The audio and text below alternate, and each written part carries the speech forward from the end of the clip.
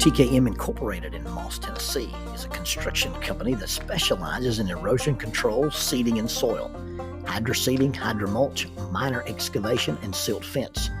They also provide traffic control and construction signs. Their business is keeping people safe, but their passion, their mission, is they wish that all men could be saved. TKM has adopted the nickname the King's Men because as they serve you, they also serve the King. If they could provide any of their services for you, please contact them at 931-243-3958. That is 931-243-3958. Or you can contact them on the net at tkminc2001 at twlakes.net. That is tkminc2001 at twlakes.net. TKM Incorporated is a sponsor of Keeping Up with Jones, the Lonnie Jones podcast adventure.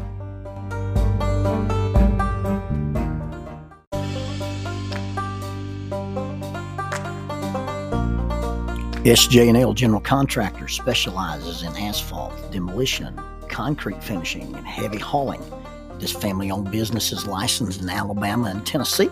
You can contact them for any of your construction needs, 931-433-4660. That is 931-433-4660, or 3Ws and a dot, sjnl.com, www.sjnl.com. SJ&L General Contractor is a sponsor of Keeping Up with Jones, the Lonnie Jones podcast adventure. In the days before there was a ropes course, and in the days before there was a Wile E. Coyote slingshot, we did climbing demonstrations the old-fashioned way. We risked our lives.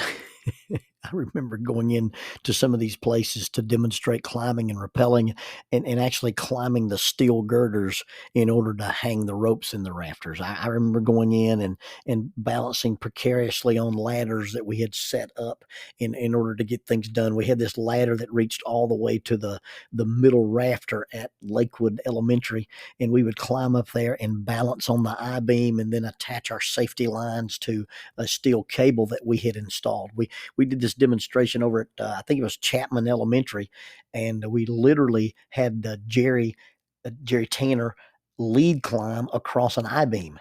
He climbed up the side post, the vertical post, and then he got inverted on this H-beam or this I-beam, and as he went out across the gym, he was putting a sling around the beam and with a carabiner and clipping to it, and he would put one and go about a body length and put another and go a body length, and he did an actual lead inverted across the entire span of the gymnasium, and he was building his own anchor system as he went across.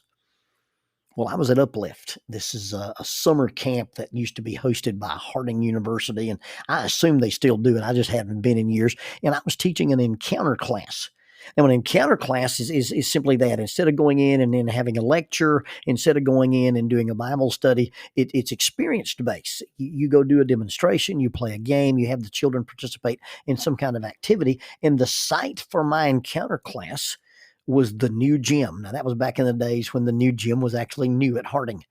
And it's this massive, big room with this super high ceiling, and I was going to do a rope demonstration. And so I got into the maintenance corridor and climbed these metal steps and came out of this door that was up at the top of the ceiling of the gym on a catwalk. And I had to access this I-beam, this 4-inch I-beam or an H-beam, and I climbed up onto the guardrail, and I secured myself to a metal pipe. And I don't know if it was a water pipe or a steam pipe or an electrical conduit pipe, but I'm balancing up here on this railing, and I've got myself clipped in with a tether, and I installed 2 ropes. One rope went from the top of that gym all the way to the bottom, and it was a single strand of rope. It was a Hauser-laid rope, a twisted rope, and it's probably 1.5 inches to a 2-inch diameter rope. It looks like a big battle rope, or it looks like one of those ropes you see people climb in the CrossFit gyms. And then the second thing that I did was I put a piece of webbing It was a circle, and I looped it over the beam so it was like a basket. And then I put 2 carabiners on the bottom, and I put a doubled rope there. This was going to be the safety rope. And then simply because I was up there, I clipped in and rappelled down to the floor. And so when the students came in, they were confronted with this big white rope hanging from floor to ceiling in the gymnasium. And we simply said, hey, we would give anybody the opportunity that wanted to see how high they could climb, the ability to climb the rope. And the way this thing worked is the climber would put on a harness, and we would connect the climber to the doubled rope. And so the rope connects to the climber, goes up to the ceiling through the 2 carabiners, and comes back down to me. And it fits into a belay device or a friction device in my harness. And so as the students would climb up the rope, I could pull up their slack. And then at any point that they ran out of juice, or they ran out of steam, or they just felt like, hey, I'm way too high, they could just simply stop, and I would lower them to the ground. And so we're doing this with this group, and we're talking about anchor points and strength and different things. And then finally we offered them up, and I don't know if you would call it a contest, but we just simply said, how long do you think you can hold on to this rope? And we'll give everybody a chance. We made a mark, had a piece of tape on the rope, and so we want you to get to this point, and then we want you to hang on to this rope as long as you can. And so we had several volunteers, and of course you've got a mixed group of students, and in the mixed group of students you have boys and girls, and boys are going to show off for girls. And then these teenage boys have this ridiculous body to weight ratio, and their fat content, they have 0% body fat, and so it's ridiculous how strong these guys are. We hooked the first kid up, and he climbs the rope, and he's got the rope wrapped around his legs, and he's holding the rope, and he's got both hands on the rope, and his arms are bent and flexed. And maybe a minute into this thing, he starts to slip. His legs start to give way, and he can't keep himself in this position. And so out of frustration and failure, he just lets go, swings away. We lower him to the ground. And this repeats itself. And some guys are just hanging by their arms, and some guys are dead hanging, with their arms straight, and some guys are hanging with their arms bent. And then, we might have got a guy who could hang on that rope for maybe a minute and a half. I don't really remember the exact times. Well, eventually it's time to make the point. Eventually it's time to do the demonstration for what it's there for. And so we get this little girl, and I asked her, she didn't volunteer. I said, I'm going to ask you to do this for us. And she says, I'm not very strong, and I don't climb ropes. So that's cool. And so she puts the harness on, and she is so weak that she can't even climb the rope. We have to get a couple of boys to pick her up to the place where we've got the rope marked. And just before they picked her up, I whispered into her ear. I said, regardless of what happens, and regardless of how you feel, do not let go of this rope. And so up the rope she goes. I set the belay device, and she's hanging there, and she's hanging there. And in just a few minutes, you see it kind of come across her face that she realizes, I'm not holding myself up. This guy is holding me up, and it's almost like nobody else knows it. And then she looked down from the rope and says, all I have to do is hold the rope? And I grinned and said, all you have to do is hold the rope. And she put the rope between her forefinger and her thumb, and she pushed it away from her, and she extended her other arm like a ballerina, and she straightened her legs and crossed them at the ankles, and she floated there in the air above the floor of the gymnasium like a ballerina fairy. And the catcalls began. She's cheating. She's not doing it right. She's not holding herself up. This is a foul. This is unfair. And I said, wait. What are the rules of the game? I asked you to see how long you could hold on to the rope. You interpreted that as, how long can I hold myself up in the air holding on to the rope? And you let go. When you got tired, you let go. When you got weary, you let go. When you got discouraged, and you let go when your strength failed. That's not what this demonstration is about.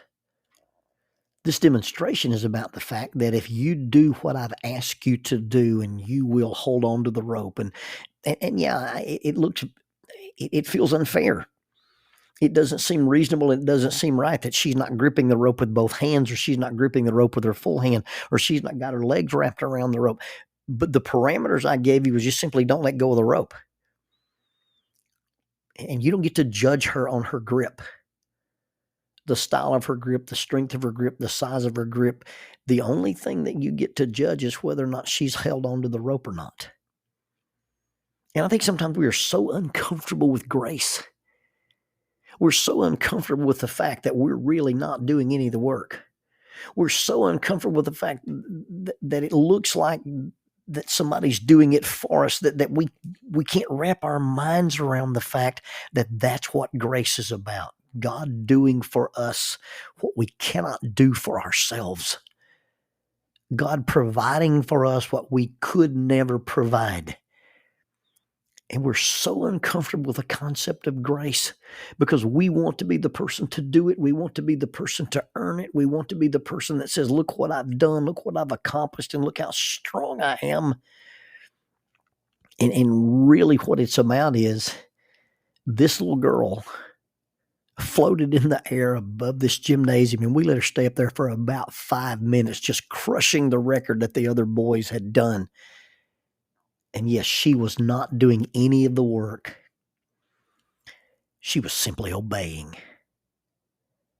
And when we understand that faith and grace is not about our work, but simply about our obedience, then we understand the strength is not in our grip and our ability to hold ourselves, but in God's willingness to hold us as long as we simply hold on.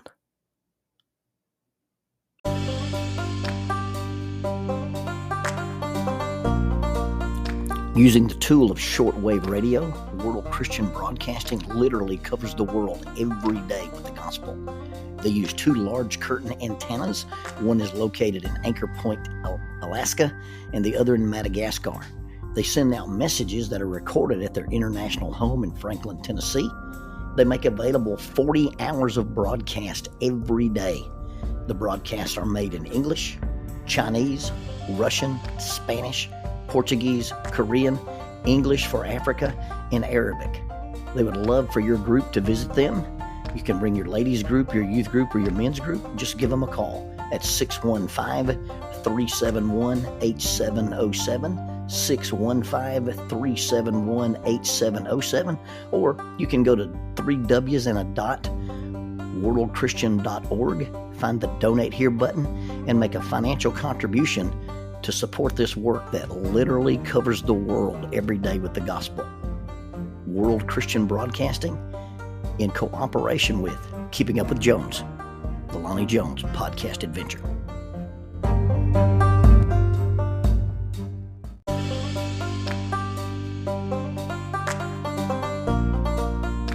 Keeping Up with Jones, the Lonnie Jones podcast adventure. I am your host, Lonnie Jones. My wife Jackie and I moved to the city of Huntsville in 1986 for me to be a youth and family minister. I have been a minister since 1980. I have served in this community as a police chaplain assigned to a SWAT team since 1992, and I've been in private practice as a licensed professional counselor since 1998. I'm also an adventure educator and an avid outdoorsman. I dabble in rock climbing and I goof around with Brazilian Jiu-Jitsu. Our life has been full of many wonderful experiences and some just outright adventures. I used to write about those things in a little church bulletin article. So now instead of asking you to read those things, we're just going to talk about them in our podcast. And as we talk about them, we're going to talk about the facts. The facts lead to concepts, and the concepts lead to application. One caveat about the facts is, for the most part, we're going to tell you the facts just as they happened. But every now and then, we're going to tell you the way other people have told us they remember it happening with a little bit of embellishment. It's all good, clean fun and for educational purposes. Thank you for listening, and we hope you enjoy Keeping Up with Jones.